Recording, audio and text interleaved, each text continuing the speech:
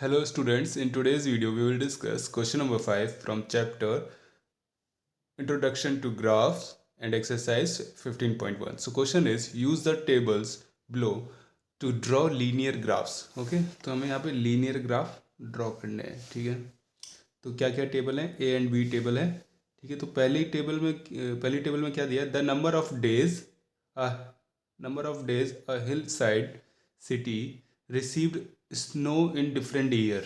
ठीक है, तो नंबर ऑफ डेज दिए गए हैं, देखिए यहाँ पे. ठीक है, hill side city received snow, जो कि एक हिल साइड सिटी है और रिसीव कर रही है स्नो, मतलब वहाँ पे स्नो गिर रही है इन डिफरेंट ईयर में. देखिए 2003 में कितनी गिरी, 8 दिन तक गिरी. 2004 में 10 दिन गिरी. ठीक है, इस तरह से यहाँ पे दिया गया. इसी तरह से क्वेश्चन बी में दिया गया है population in thousand of man and women in a village in different years. यहाँ पर एक गांव में और डिफरेंट डिफरेंट ईयर के अंदर, ठीक है, कितनी मैन की संख्या रही है, कितनी वुमेन की संख्या दी रही है, तो यहाँ पे वो दिया गया है. ठीक है, दोनों क्वेश्चन अच्छे से समझ में आएंगे. चलिए इनके मैं आपको ग्राफ दिखाता हूँ, किस तरह से आपको ग्राफ पर आपको लीनियर ग्राफ बनाना है. So this one is part A. ठीक है, तो यहाँ पर हमने क्या करना था, तो डिफरेंट ईयर्स में स्नो बतानी थी, कितनी कितनी डिफरेंट ईयर में गिरी है, कितने दिन तक. ठीक है, तो सबसे पहले तो हमें ये समझना होगा कि एक्स एक्सिस पे क्या रखें और वाई एक्सिस पे क्या रखें. ठीक है, एक्स एक्सिस पे हमेशा वो चीज़ आएगी जिसके रिस्पेक्ट पे हम बात कर रहे हैं. ठीक है, लास्ट जो हमारा पिछला वीडियो था उसमें भी कुछ डेज थे और डेज के अंदर टेम्परेचर वेरी कर रहा था. ठीक है, तो रिस्पेक्ट किसके रिस्पेक्ट में बात कर रहे थे, डेज की. ठीक है, अब ये हम एक तरह से पता लगा सकते हैं, जो चीज़ ज़्यादा वेरी करती है ना, जैसे लास्ट वीडियो में टेम्परेचर वेरी कर रहा था तो उसको हमने वाई एक्सिस पे रख दिया, और बेस किसको बनाया था, डेज को. डेज कितने, मंडे टू संडे ही था डेज. ठीक है, 7 दिन थे. इसी तरह से यहाँ पे देखिए ईयर इतना वेरी नहीं करेगी, लेकिन यहाँ पे डेज तो वेरी कर रहे हैं ना ईयर से. यहाँ पे देखिए ईयर तो हमें 4 दी गई है, इसी के अंदर वेरी कराना है डेज को, तो ये हो गया. इसी तरह से देखिए लास्ट वाले में भी, सॉरी, जो बी पार्ट है वहाँ पे भी देखिए ईयर दी गई है, इसको हमने बेस माना तो इसको एक्स ले लेंगे, इसकी रिस्पेक्ट में ही बात कर रहे हैं ना, ईयर के अंदर क्या क्या चीज़ें चल रही हैं. तो ईयर के अंदर देखिए मैन वुमेन दोनों की जो पॉपुलेशन है बताई गई है, वो वेरी कर रही है पॉपुलेशन. ठीक है, तो एक्स एक्सिस हम किसी रिस्पेक्ट में बात कर रहे हैं उसको मान सकते हैं, और एक्स एक्सिस इतना वेरी नहीं करता जितना वाई करेगा. ठीक है, जैसे कि ए पार्ट में दिया है 2003 में 8 डेज बारिश हुई है. ठीक है, तो सबसे पहले तो ग्राफ हमने थोड़ा इजी दिखाने के लिए एक एक लाइन यहाँ पे छोड़ के बना दिया, क्योंकि इजी हो जाए देखना. ठीक है, 2003, 4, 5, 6. ठीक है, उसके बाद जो सिंपल आपका डेज थे, डेज को हमने देखा कि 8, 10, 5, तो इस तरह से आ रहा है, तो हमें एक इंटरवल ले लेना है. ठीक है, जिससे थोड़ा इजी हो जाए. वहाँ पे ऐसा ना हो कि 2 यहाँ लिखूँ, 3 यहाँ लिखूँ, या फिर 1, 2, 3 पूरा चलता चला जा रहा है, थोड़ा सा देखने में अच्छा लगे, तो एक इंटरवल ले लिया मैंने 2, 10, 5, 12. तो इसमें देखिए 2 का गैप तो इजीली दिख रहा है, तो हमने बीच में 5 आ रहा है तो उसको एडजस्ट हो जाएगा. लेकिन जो जनरली हमें यहाँ पे दिख रहा है ना, 2 का गैप दिख रहा है, 2 का इंटरवल दिख रहा है, तो इसलिए हमने 2, 4, 6, 8, 10, 12, 14 इस तरह से रख लिया. ठीक है, तो सबसे पहले 2003 में 8 डेज हुआ है. ओके, यहाँ पे हमने डॉट बना दिया है डार्क. फिर 2004 में 10 डेज, 2005 में 5 डेज. ठीक है, यहाँ पे देखिए हमारा इंटरवल जो लिया था वो काम में आ जाएगा. देखिए 4 से लेके 6 तक के बीच में क्या आएगा, 4 से 6 के बीच में 5 आएगा, क्योंकि ये लाइनें जो है ना, जो बीच से अगर इधर जाए तो बराबर डिस्टेंस पर है. ठीक है, तो 4 के बाद 5 आया तभी तो 6 आया, तो यहाँ पे 2005 में 5 डेज हुआ है स्नो. ओके, उसके बाद 2006 में 12 डेज हमने ऑलरेडी कर रखा था.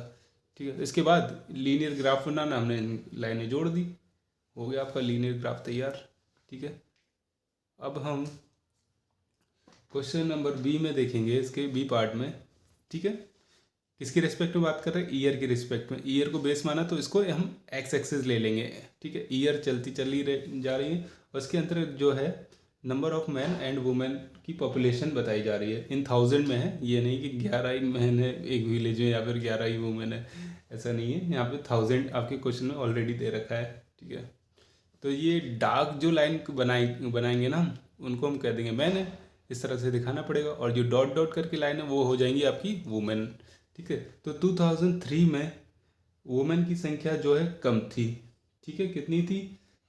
11.3 थी, ठीक है। सेम वही काम जो ऊपर किया था, कैसे रखना है, एक एक लाइन यहाँ पे देखिए मैंने पीछे छोड़ दिया, अच्छा दिखे 2003, 4, 5।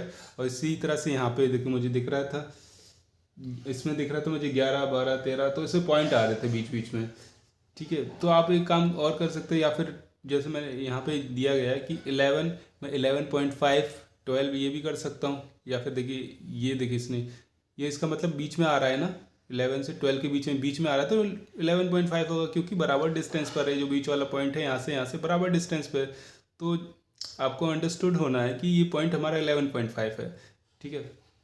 तो आप 11.5 लिखो या ना लिखो, अगर आपने लिख दिया कोई बात नहीं, लेकिन हमें थोड़ा सा साफ़ सुथरी चीज़ें दिखानी है, क्योंकि ग्राफ है, अगर कुछ गड़बड़ हुई तो फिर मार्क्स कट सकते हैं। तो सफाई से काम कर रहे हैं, ठीक है। 11, 12, 13, 14, ओके। उसके बाद अब देखिए यहाँ पे बोला 2003 में कितनी है, 2003 में वुमेन की, ठीक है, डॉट लाइन से है, तो 11.3 है। या फिर आप एक काम और कर सकते हैं, जब इस तरह से पॉइंट में चीज़ें पूछी जाए ना, बहुत ही ज़्यादा रैशनल हो जाए चीज़ें, तो फिर आप बीच में मिलीमीटर की जो लाइनें होती हैं ना, वो ड्रॉ कर सकते, लेकिन उसमें ना बहुत ज़्यादा प्रॉब्लम हो जाए। अगर आप इस तरह से ड्रॉ करोगे ना, तो फिर देखिए उसमें सब चीज़ें आपस में क्लैश होने लगेंगी, मतलब ये लाइन उधर छू जाएगी, उधर छू जाएगी। आप इस तरह उस तरह कर सकते तो कर लो, लेकिन यहाँ पे देखिए एक नॉर्मल है, आपको जनरली समझ जाना चाहिए 11.3 बड़ा होगा कि 11.5 बड़ा होगा। 11.3 आया है तो 11.5 उससे ऊपर आएगा। लाइक देखिए अभी देखिए आगे चलते हैं, इसमें 11.3 है तो हमें ये पता है कि 11 के बाद थोड़ा ऊपर 11.3 आए, तो यहाँ पे डॉट बना दिया।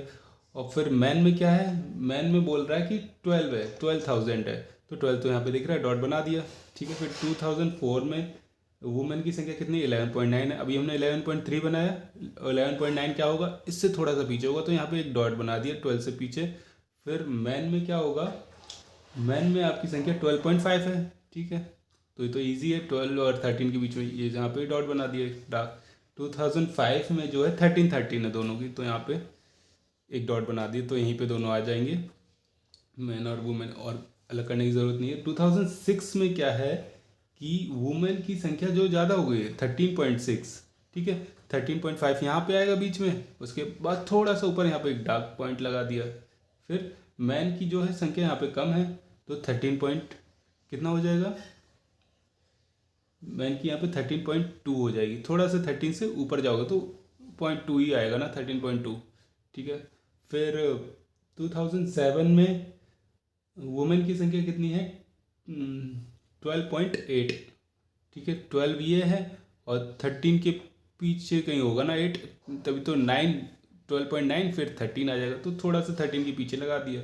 फिर 2007 में आपकी मैन की संख्या कितनी हो जाएगी, 13.5। ये तो सिंपल है, 13 और 14 के पीछे 13 पॉइंट। फिर क्या इनको करना क्या है, आपको जोड़ देनी है लाइनें, इसको आप दूसरे पेन से जोड़ देना, या फिर इसी तरह से दिखा देना डॉट डॉट, या फिर ये डॉट और ये डार्क, ठीक है। तो मिला दिया, सिंपल आपका तैयार है आपका लीनियर ग्राफ।